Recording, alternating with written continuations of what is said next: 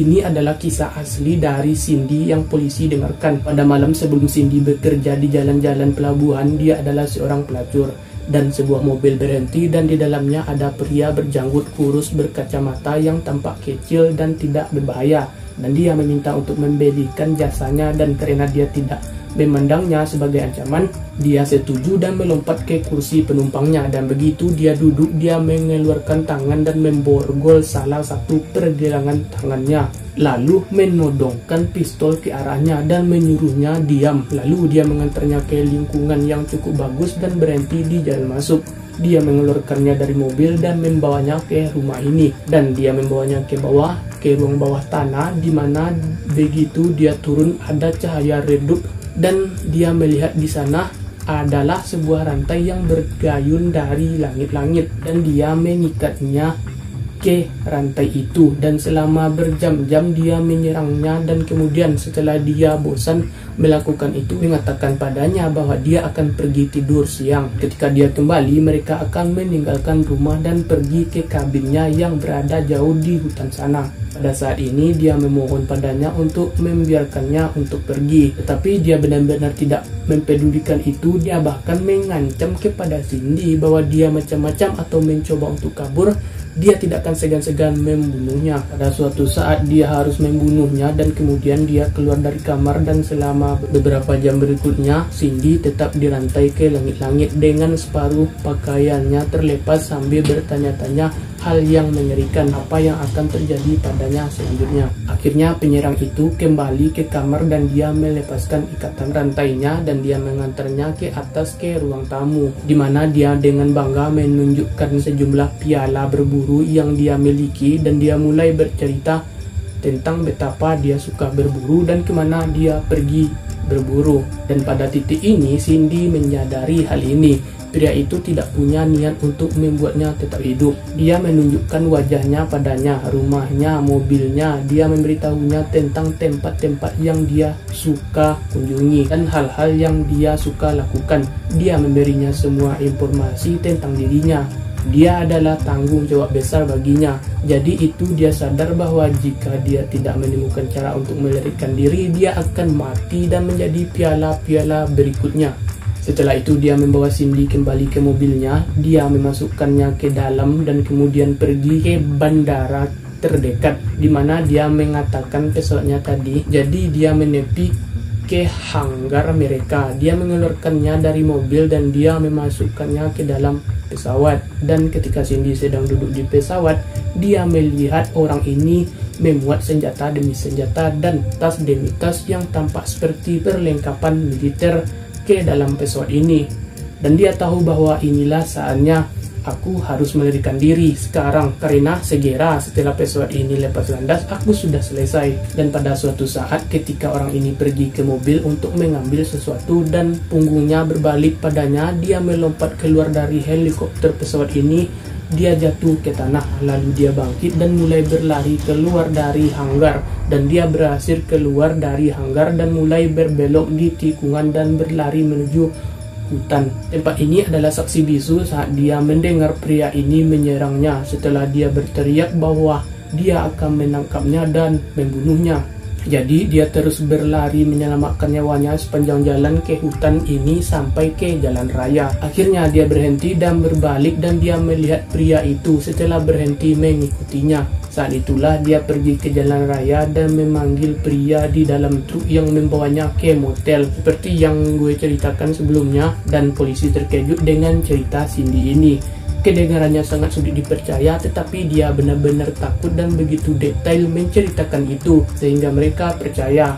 Dan mereka memberitahunya bahwa mereka harus membawanya ke rumah sakit. Dan dalam perjalanan ke rumah sakit, dia meminta mereka kembali ke bandara tempat dia ditahan sehingga dia dapat mencoba mengidentifikasi hanggar tempat dia berada. Dan mudah-mudahan pesawatnya masih ada di sana dan polisi mendapatkannya. Lalu polisi langsung menuju tempat kejadian. Mereka pergi ke bandara dan Cindy menunjukkan hanggar yang dia yakini berada di sana. Dan ketika mereka sampai di sana, pesawat yang dia naiki masih ada di sana, tetapi pria yang menyerangnya tidak ada di sana. Lalu polisi keluar dan mereka mulai mencatat tentang pesawat itu. Nomor tangnya berbeda dan seperti apa bentuknya. Saat mereka berdiri di sana, penjaga keamanan dari bandara datang karena dia melihat polisi. Dan dia memberitahu petugas bahwa malam sebelumnya dia melihat pemilik pesawat yang mereka lihat bertingkah mencurigakan dengan sesuatu di dalam mobilnya. Dan berdasarkan firasat, dia telah mencatat nomor plat pria itu dan dia memberikan nomor itu kepada polisi dan polisi dapat menggunakan nomor plat itu dan beberapa nomor di pesawat untuk mengetahui siapa pemilik kedua kendaraan tersebut.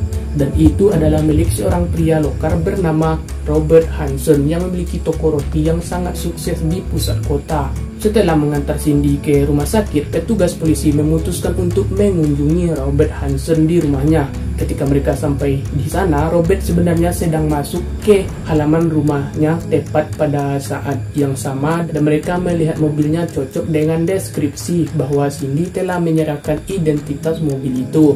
Dan kemudian ketika Robert keluar dari mobilnya, dia cocok dengan deskripsi yang diberikan Cindy tentang penyerangnya. Ketika Robert melihat polisi parkir di luar rumahnya, dia segera mengundang mereka dan berkata, "Ayo masuk di dalam kita mengobrol." Dan setelah di dalamnya, Robert pun berkata, "Apa yang bisa saya bantu?" Dan polisi berkata lagi, "Kami ingin berbicara dengan kamu. Bisakah kita masuk ke dalam?"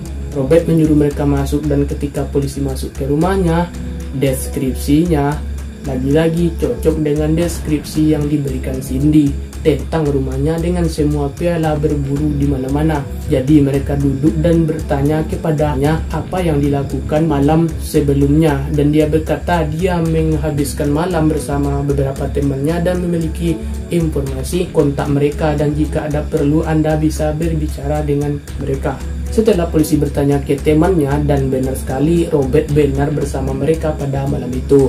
Ketika polisi bertanya apakah mereka dapat melihat-lihat properti Robert, Robert segera menyetujui dan berkata, "Kamu bisa mencari kemanapun kamu mau." Jadi polisi menggeledah propertinya tetapi tidak menemukan tanda-tanda bahwa Cindy telah diserang di sana. Jadi mereka mengucapkan terima kasih atas keramah tamahan Robert. Dan polisi itu pergi kembali ke pos mereka dan mereka kembali check-in dengan dua teman Robert katanya dia bersama mereka pada malam sebelumnya.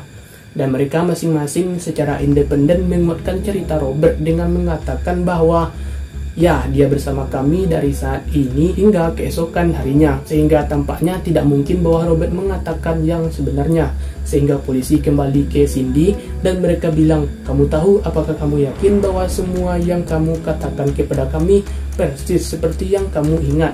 Kamu tidak melebih-lebihkan apapun, kamu tahu ini adalah kebenaran." Dan Cindy berkata dengan tegas dan mereka berkata, "Baiklah, apakah kamu siap untuk mengambil tes pendeteksi kebohongan untuk membuktikan bahwa Anda mengatakan yang sebenarnya?"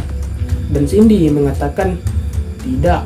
Sekarang tidak jelas mengapa dia mengatakan tidak, mungkin itu adalah ketidakpercayaan umum terhadap polisi. Tetapi bagaimanapun juga ketika dia mengatakan tidak, hal itu langsung menimbulkan keraguan yang sangat besar terhadap ceritanya di mata polisi. Dan ketika Cindy mulai menyadari bahwa polisi benar-benar tidak mempercayainya lagi, dia menjadi ketakutan kembali dan meninggalkan kota dan setelah itu kasusnya dan Robert Hansen sebagian besar dilupakan. Tetapi kasus ini belum selesai. 3 bulan kemudian pada tanggal 2 September semua itu berubah pada hari itu. Suatu hari kru konstruksi sedang melakukan beberapa pekerjaan di jalan pedesaan tidak jauh dari tempat ketiga mayat wanita itu ditemukan. Dan pada suatu saat salah satu mesin mereka lagi-lagi menemukan sisa-sisa manusia. Polisi dipanggil untuk menarik sisa-sisa tersebut dan kemudian seperti kasus Sherry Morrow ketika mereka mencari bukti dan sekitar mayat baru ini mereka menemukan selongsong peluru tunggal lagi dari putaran kaliber 223. Sisa-sisanya dibawa kembali untuk diautopsi dan ditentukan bahwa mayat itu berjenis kelamin perempuan dan dia telah meninggal karena beberapa penyakit. Luka tembak menggunakan catatan gigi, mereka dapat mengidentifikasi wanita ini sebagai Paula Golding berusia 17 tahun yang merupakan penari eksotik yang hilang 5 bulan yang lalu. Penemuannya persis seperti di awal tadi, ada bekas peluru dan lain sebagainya. Sebelum dari pelabuhan, polisi mengirimkan selongsong peluru 223 yang ditemukan di kuburan Paula bersama dengan selongsong 223 lainnya. Selongsong peluru ditemukan di kuburan Sherry Morrow ke laboratorium untuk dianalisa. Dan dengan cepat ternyata peluru dan selongsong yang ditemukan barusan sama persis yang ditemukan oleh dua polisi yang kita ceritakan di awal tadi. Dan oleh karena itu, kedua wanita tersebut kemungkinan besar dibunuh oleh orang yang sama. Pada saat itulah polisi mengetahui bahwa mereka sedang berurusan dengan seorang pembunuh berantai dan banyak petugas polisi yang menginginkan Robert Hansen sebagai pelakunya. Dia tampak seperti orang itu, tetapi dia memiliki alibi yang sangat kuat dan mereka tidak memiliki bukti yang kuat yang memberatkannya untuk ditangkap. Sehingga tanpa ada tersangka lain-lain, sang polisi udah muak dengan kasus ini yang tidak selesai-selesai. Polisi lalu memanggil petugas FBI yang terkenal, cekatan dan ahli dalam kasus seperti ini. Dia adalah seorang pria bernama John Douglas dan mereka memintanya untuk membuat profil tentang siapa yang menurutnya membunuh Sherry Morrow dan Paul Golden. Dan ketika laporan John muncul, polisi terkejut karena profil yang dibuat John Douglas langsung mengetahui tentang kasus ini yang sebenarnya. Menggambarkan seorang pria berusia 40 tahun yang mudah berbaur dengan masyarakat. Dia sangat disukai dan bergaul dengan orang-orang sekitar. Dan hanya seorang pria normal dan dia sukses mungkin karena dia memiliki bisnis yang sukses. Dia adalah orang yang rajin beraktivitas di luar ruangan dan pemburu. Dan dia kemungkinan besar memiliki cacat bicara yang signifikan seperti kadal atau gagap. Dengan sempurna menggambarkan Robert Hansen karena kesuksesan besar John Douglas dalam mengidentifikasi pembunuh dengan benar. Berdasarkan profilnya, ketika seorang hakim melihat profil kasus ini dan melihat betapa rapinya profil itu berbaris dengan Robert Hansen, dia memberi FBI surat perintah penggeledahan untuk rumah Robert. Dan kali ini mereka akan menemukan bukti yang sangat memberatkan seperti peta daerah setempat. Itu adalah peta pemburuan dan di atasnya terdapat 37 tanda X dan beberapa di antaranya bertepatan dengan area yang sama di mana keempat mayat perempuan itu ditemukan. Mereka juga menemukan 223 senapan kaliber beserta tas perhiasan wanita yang berisi kalung milik Sherry. Besok saat FBI sedang membawa barang bukti dari rumah Robert ke dalam truk mereka, seseorang tetangga berjalan setelah melihat semua keributan dan dia berjalan ke salah satu agen dan dia sangat gelisah dan sangat cemas. Dan dia bilang, kamu tahu suamiku dia berteman dengan Robert dan dia baru-baru ini berpura-pura menjadi alibi untuk si Robert dan tidak tahu seberapa besar masalah yang dia alami. Dan aku tentu saja tidak tahu, tapi aku ingin kalian tahu bahwa suamiku berbohong, dia tidak bersama Robert pada malam itu. Dia bilang dia ini adalah pepatah paku di peti mati untuk Robert karena sekarang tanpa alibi ini dia tidak punya apa-apa untuk disembunyikan. Dan ketika polisi mendekati Robert dengan sikap mereka yang luar biasa, bukti yang memberatkannya antara apa yang mereka temukan di rumahnya dan bertanya dari mantan alibinya yang sekarang ditarik kembali. Robert berkata, oke, aku akan mengaku, tapi ada batasan. Dia hanya mau mengaku membunuh 4 wanita yang mayatnya sudah ditemukan oleh kepolisian. Sekarang polisi tahu bahwa Robert hampir pasti telah membunuh lebih banyak orang pada titik ini. Mereka hanya ingin tahu siapa korban lainnya dan di mana mereka berada. Sehingga mereka menawarkan kepada Robert kesepakatan di mana dia akan mengakui keempat pembunuhan itu dan kemudian memberikannya informasi tambahan tentang korban lain, di mana mereka berada, siapa mereka, apa yang terjadi pada mereka. Sebagai imbalannya, mereka tidak akan menuntutnya atas korban lain yang dia sebutkan. Dan karena itu Robert menyetujui persyaratan ini. Dia menandatangani kesepakatan dan kemudian dia memberikan pengakuan yang sangat mengerikan. Dan ini adalah pengakuan Robert Hansen. Katanya dia akan berkeliling pelabuhan pada malam hari dan mencari wanita muda yang rentan dan sendirian. Biasanya mereka adalah pelacur di jalan atau mereka adalah penari eksotis. Dia akan mencoba berteman di dalam klub, dan ketika dia mendekati wanita-wanita ini, dia akan memberitahu mereka bahwa dia adalah wanita yang sangat cantik dan beralibi seorang fotografer profesional, dan dia pikir mereka cantik dan dia ingin mengambil foto mereka, dan dia akan membayar mereka untuk pemotretan. Dan banyak dari wanita ini adalah calon model dan mereka sangat bersemangat dengan ide ini sehingga mereka setuju untuk pergi. Dan jadi Robert akan memberitahu mereka untuk menemuinya keesokan harinya di lokasi tertentu yang biasanya merupakan restoran cepat saji. Dan Robert akan muncul lebih awal dan dia akan bersembunyi di mobilnya dan dia akan menunggu untuk melihat kapan mereka akan muncul, apakah mereka sendirian atau tidak. Dan ketika dia melihat mereka sendirian dan tidak ada seorang pun yang membantu mereka, dia akan menyetir dan meminta mereka masuk ke dalam mobilnya. Apa yang tidak dapat dilihat oleh para wanita ini adalah di bagian dalam pintu samping penumpang terdapat sebuah borgol yang sudah terkunci di pintunya dan ada manset terbuka menunggu mereka. Segera setelah mereka masuk, mereka akan masuk ke dalam mobil. Dia akan meraih mereka dan bertindak seolah-olah dia sedang membantu mereka mengenakan sabuk pengaman. Dan kemudian sebagian mereka sepertinya melihatnya bertanya-tanya apa yang dia lakukan. Dia akan meraih pergelangan tangan mereka dan melemparkannya ke dalam borgol yang terbuka. Lalu dia akan menarik pistol dan menempelkannya di kepala mereka dan mengatakan, "Lu diam." Selama pengakuannya, Robert membual kepada polisi bahwa dia telah melakukannya. Ini berkali-kali memasang borgol dan mengeluarkan pistol sehingga itu seperti kenangan indah baginya. Begitu dia memborgol wanita-wanita itu di dalam mobilnya, dia akan mengantar mereka kembali ke rumahnya dan dia akan membawa mereka ke ruang bawah tanah dan dia akan merantainya di sana. Mereka naik ke langit-langit seperti yang dijelaskan Cindy, dan kemudian setelah menyerang mereka selama berjam-jam, dia akan membawa mereka keluar dari ruang bawah tanahnya dan memasukkan mereka ke dalam mobilnya.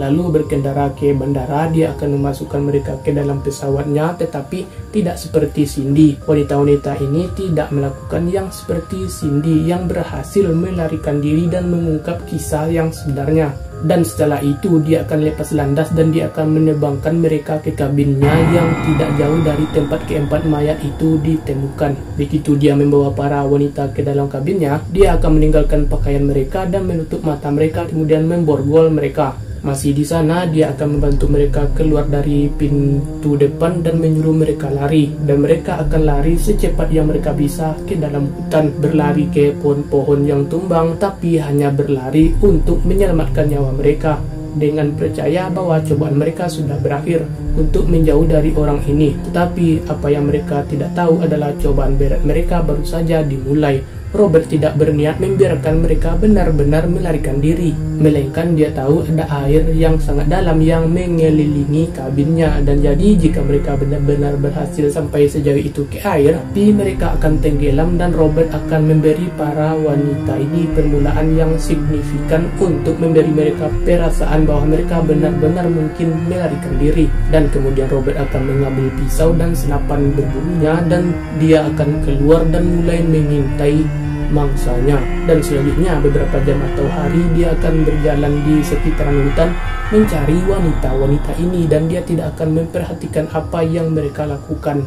Dan pada titik ini tentu dia akan menyelinap ke arah mereka dan dia akan melukai mereka dengan sengaja, biasanya dengan pisaunya, dan kemudian dia melakukan jejak darah untuk diikuti dan dia akan mengikuti wanita-wanita sekarat yang berteriak minta tolong. Dan pada titik tertentu wanita-wanita ini akan tahu bahwa mereka akan mati, tidak ada harapan lagi bagi mereka dan mereka akan pingsan atau mereka akan meninggal dunia. Dan pada saat itulah Robert akan melakukannya, berjalan ke arah mereka dan dia akan menembak mereka. Setelah itu dia akan melepas borgol mereka, dia akan mengganti pakaian mereka dan kemudian dia menguburkan mereka di kuburan yang sangat dangkal, persis seperti mayat-mayat yang ditemukan oleh polisi di awal tadi dan traktor yang menggali-gali tadi.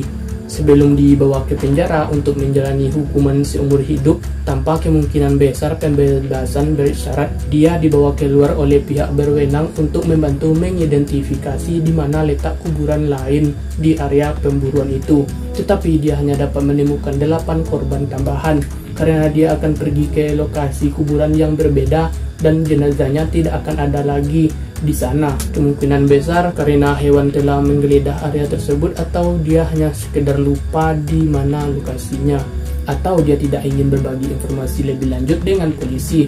Robert tidak pernah memastikan apakah 37 tanda X di peta yang ditemukan itu adalah lokasi sebenarnya dari korban yang dia kuburkan. Tetapi penyelidik mengatakan itulah lokasi sebenarnya dari korban yang dikuburkan. Dan faktanya banyak yang percaya ada peta lain dengan lebih banyak korban lagi. Tapi polisi hanya bisa mengonfirmasi 17 korban. Jika ada lebih banyak, kita mungkin tidak akan pernah tahu, karena ya seperti yang dibicarakan, kemungkinan sudah habis dimakan hewan buas. Dan pada akhirnya pada tahun 2014 yang lalu, Robert meninggal di penjara dan dia membawa rahasia itu ke kuburannya.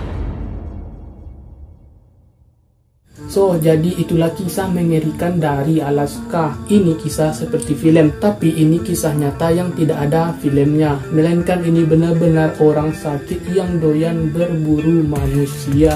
Tapi bak pepatah Konoha, sepandai-pandainya orang menyimpan bangkai pasti akan tercium juga. Kata-kata yang sangat cocok untuk almarhum Robert Hansen. Dan pertanyaannya, kemana korban Robert yang masih hidup, yakni Cindy, yang mengungkap semua rahasia ini? Dikabarkan Cindy sekarang sudah insaf dan mau mencari pasangan hidup supaya bisa dijagain. Dan segini saja pembahasan untuk kali ini. Gue Didis pamit di hadapan kalian semua, dan see you on the next video, and bye-bye.